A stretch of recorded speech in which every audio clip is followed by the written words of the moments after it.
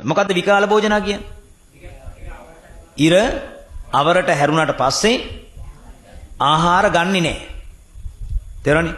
ඉර අවරට හැරෙන්නේ කීයටද?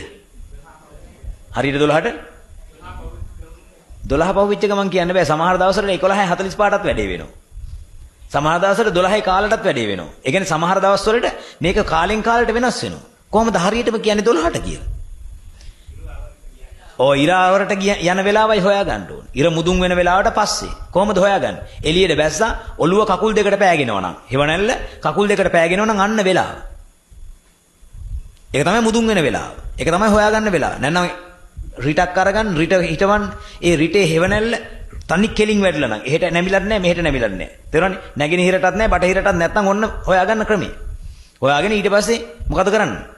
ඊට පස්සේ වළඳන්න සුදුසු නැහැ. අපි නම් මොකද දෙන්නේ? දෙක විතර වෙනකන් දෙනව පාරනේ. එහෙමද?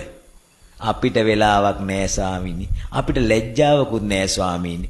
අනේ ඔය සිල්පදේ ඉතින් විකාල භෝජනේ ඉතින් බත් ඇටයක් කැවුනා කියලා මොකද්ද වෙන්නේ නේ? එහෙම හිතුවොත් ඕගොල්ලෝ නිගරු කරලා තියෙන්නේ බුදුරජාණන් වහන්සේට. ඕක පැනෙව්වේ ලොකු අප්පච්චි නෙමෙයි.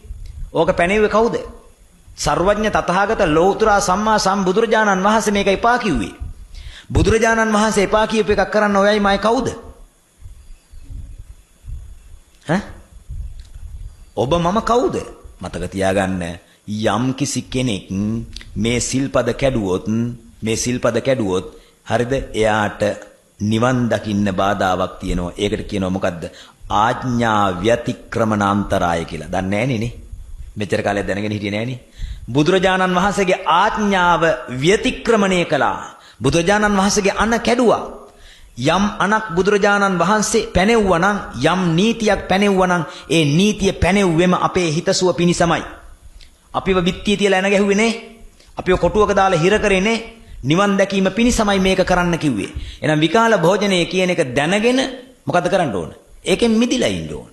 භාග්‍යවතුන් වහන්සේ පනවපු අනක්, නීතියක්, අනපනතක් ව්‍යතික්‍රමණය කළොත් ආනා ව්‍යතික්‍රමණ අන්තරාය. අන්තරාය කියන්නේ අනතුරක්. මේ අනතුර නිසා මොකද වෙන්නේ? එයාට කියන්නේ මාර්ග ඵල නිවන් බෑ. තේරුණා නේද? එසා දැන් මොකද කරන්නේ? අනේ ඉතින් විකාල භෝජනේ අපින හවසට ඉතින් හවසට දරුවෝ ටික එකතු වෙලා ගෙනත් දෙනවා කැඳ එකක්. හරිනේ වැඩි? නේ? අම්මා වයසට ගිහිල්ලා සිල් සමාදන් වෙලා අනේ ගෑස්ට්‍රික් හැදෙයි කියලා ගෙනල්ලා දෙනවා කැඳ එකක්. දැන් මොකද වෙන්නේ? හරි. කැඳ බීලා වැටෙන්නකො සසරට.